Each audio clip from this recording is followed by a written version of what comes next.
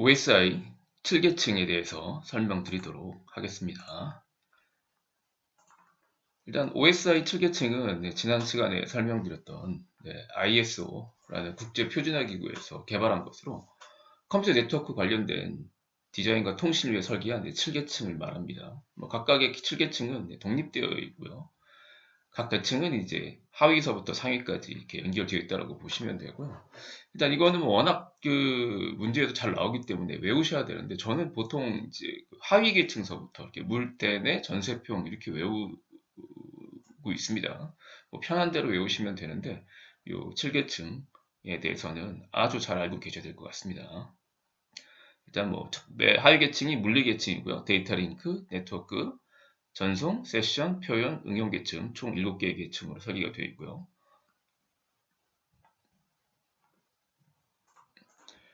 자, 각각 계층의 특성에 대해서 살펴보도록 하겠습니다. 먼저 이제 물리 계층은 말 그대로 이제 물리적인 어떤 이제 기계적인 그런 항목들이라고 보시면 되고, 여기 나온 대로 전기적인 항목에 대해 특정을 규정하고 있죠. 기계적이나 전기적인 특성에서 규정을 한다고 보시면 되고, 중요한 거는 이제 전송하는 형태, 뭐 뒤에 또 설명드리겠지만 PDU라고 부르는 프로토콜 데이터 유닛이죠. 전송되는 단위가 이제 비트 단위로 전송된다라고 보시면 되겠습니다. 그리고 이 계층에 연관된 장치는 이제 뭐 허브, 뭐 리피터, 보통 이제 리피터가 증폭하는 그런 그 장치가 이제 1계층인 물리 계층에 속한 장치라고 보시면 되고요. 자, 두 번째가 이제 데이터 링크 계층입니다. 데이터 링크 계층은 이제 프레임이라는 단위로 간다라고 보시면 되고요.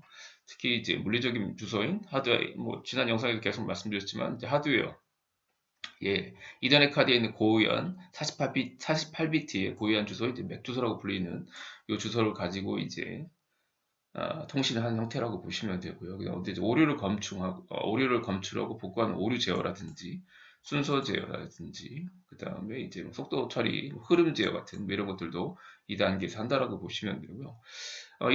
그 계층에 동작하는 장치는 이제 브릿지나 스위치가 있다고 했죠. 근데 스위치는 이게 좀 애매한 게 뭐냐면 스위치는 뭐 L2 스위치, 뭐 L3 스위치 이렇게 올라가기 때문에 스위치가 또 2계층 전용이다 이렇게 보기가 좀 어렵습니다. 그래서 보통 이제 브릿지가 이제 2계층 장치다라고 본다라고 보시면 되겠습니다. 자, 네트워크 계층은 이제 패킷이라고 부르는 단위로 데이터를 전송한다라고 보시면 되고요. 그 다음에 네트워크 계층에 보통 이제 네트워크 계층에 연관된 장치가 이제 라우터라고 보시면 되죠. 라우터는 이제 여기 나온 대로 뭐 패킷들이 올바른 경로로 갈 수 있도록 뭐 지원한다든지 그런 것들이 이제 라우팅 이외에도 뭐 트래픽, 혼잡 제어라든지 패킷의 분할과 병합, 뭐 이런 특히 뭐 인터넷 워킹이라죠. 다른 네트워크하고 그거를 엮어주는 그런 어떤 이제 계층이 네트워크 계층이다라고 보시면 되겠습니다. 자, 그 다음에 4계층, 네 번째 계층이 전송 계층이죠. 여기 보면 이제 데이터 전송에 관한 서비스를 제공한다고 제가 정리해놨고요. 송신과 스위치의 실제적인 연결 설정, 유지, 복구, 흐름 제어 등 신뢰성 있는 통신이 가능하도록 한다라고 보시면 되겠습니다.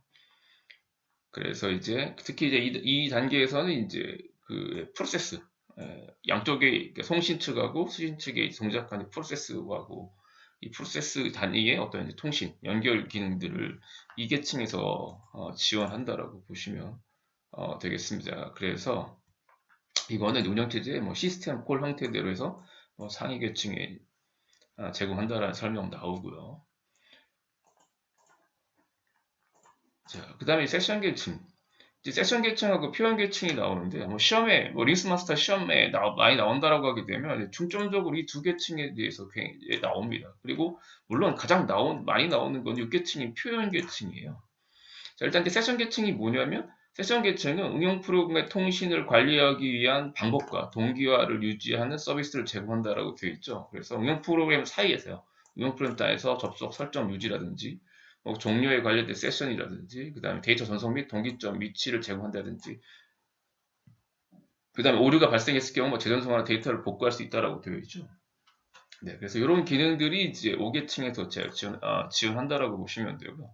아까도 계속 말씀드리지만 이제 가장 기능적으로 가장 많은 계층 6계층입니다. 일단 데이터의 표현 방식에 관한 서비스를 제공한다고 되어 있죠. 뭐 송신자하고 수신자가 다른 표현 방식을 쓴다라는 거죠. 뭐 그냥 뭐 극단적 예를 들면 문자도 한쪽은 뭐 아스키 코드를 쓰고 한쪽은 이제 FCD, 뭐 EBCD 코드를 쓴다라고 하게 되면 표현한 방법이 다르기 때문에 그 데이터 그대로 전송하게 되면 전혀 다른 어떤 이제 문자로 해석할 수가 있습니다. 이제 그런 것들을 이제 맞춰준다라든지. 그래서 어, 그 다음에 이제 뭐 데이터의 암호하고 해독을 수행한다든지, 특히 이제 압축과 해제를 수행한다. 이게 이 표현 계층의 핵심적인 세 가지 기능들이 뭐냐면 이제 여기 나온 대로 이제 코드를 일관적이게 데이터 이해할 수 있도록 만들어주는 이런 식으로 이제 역할을 수행한다 되어 있죠. 근데 데이터 암호화 해독, 그다음 압축과 해제 세 개가 이 표현 계층의 핵심적인 기능이라고 보시면 되고, 그래서 보통 뭐 표현 계층의 뭐 기능이 아닌 것, 뭐 틀린 것, 아닌 것이 아니라 틀린 것, 또는 뭐 표현 계층에 대한 뭐 기능으로 뭐 골라라 이런 식으로 해서 표현 계층에 아니면 이 박스가 이렇게 나오고요. 다음에 이제 어떤 계층이냐, 다음 설명에 해당하는 계층으로 골라라 뭐 이런 식으로 해서 일단 표현 계층이 가장 많이 나옵니다. 그래서 표현 계층하고 엮이는 층이 5계층인 세션 계층이라고 보시면 되겠습니다. 이 두 개는 뭐 아주 잘 알고 계셔야 될 것 같고요. 자, 그다음에 응용 프로그램 같은 경우에는 뭐 지금 우리가 쓰는 어떤 이제 그런 계층들이기 때문에 뭐 크게 이제 설명드릴 게 없습니다. 그냥 우리가 이용하는 계층이라고 보시면 되죠. 뭐 웹이라든지 HTTP라든지 그다음에 뭐 메일이라든지 SMTP죠. 심플 매트리스 프로토콜이라든지 FTP 텔레시라든지. 그러니까 사용자 여기 나오면 응용 프로그램과 연계해서 사용자에게 편리한 환경을 제공할 수행한다라고 되어 있죠. 그 계층이 이제 7계층이다라고 보시면 되겠습니다.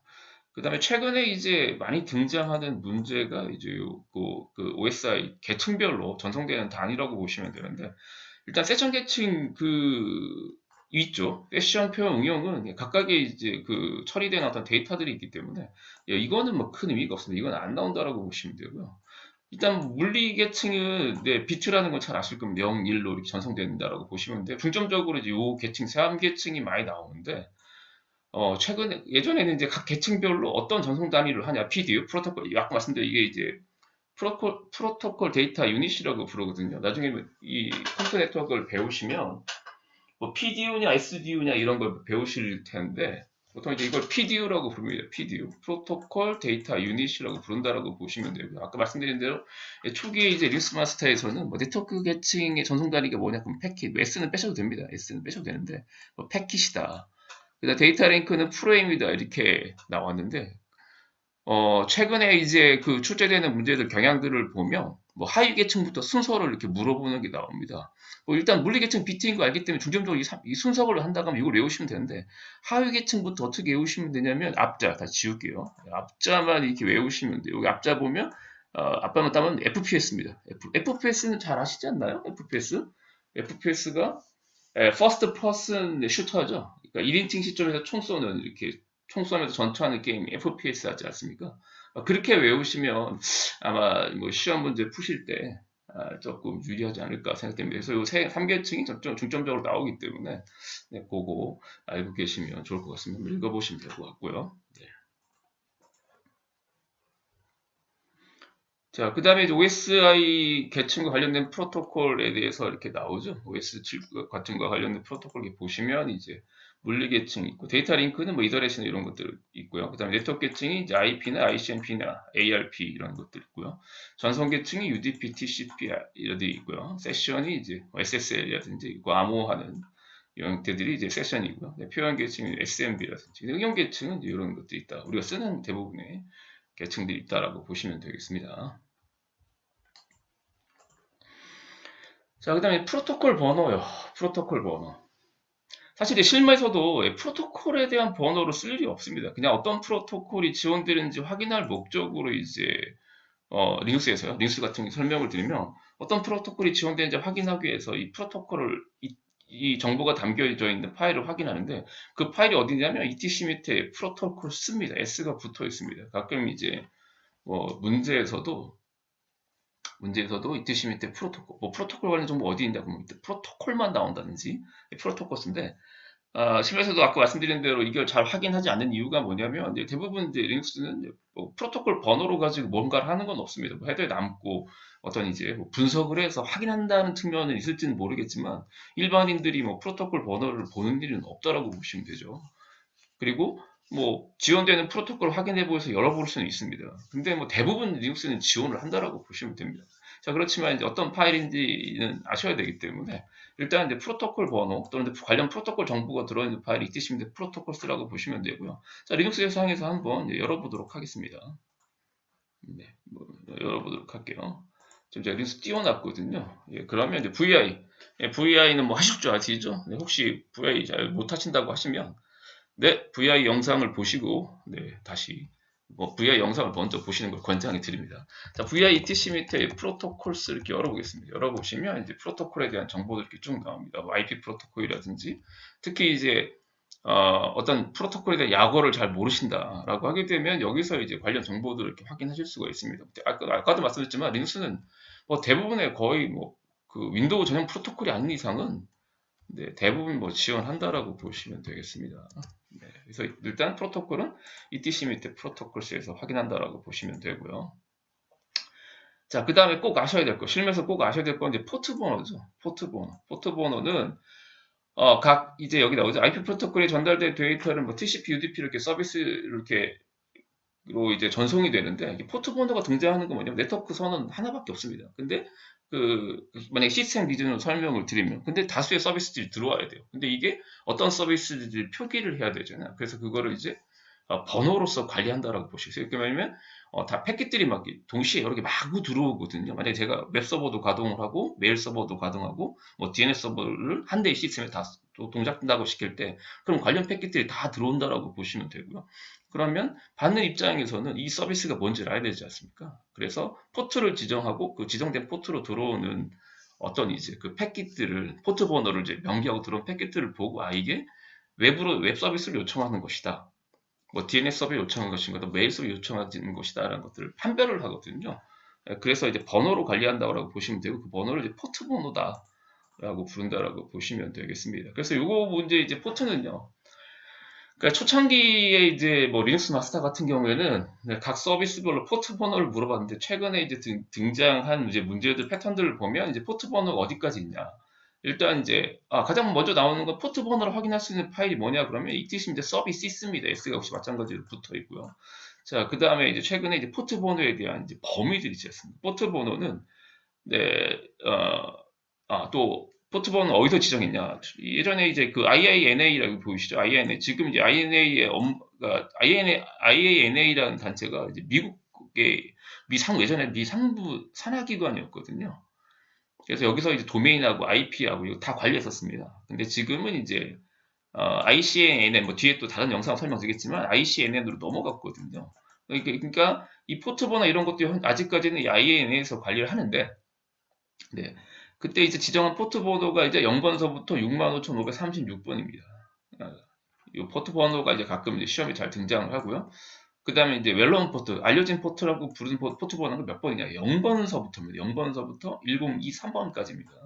여기 보면 이제 제가 아까 이때 서비스 파일 바로 영상 열어드리겠지만 그 안에 설명이 이렇게 나옵니다. 안에 나오기 때문에.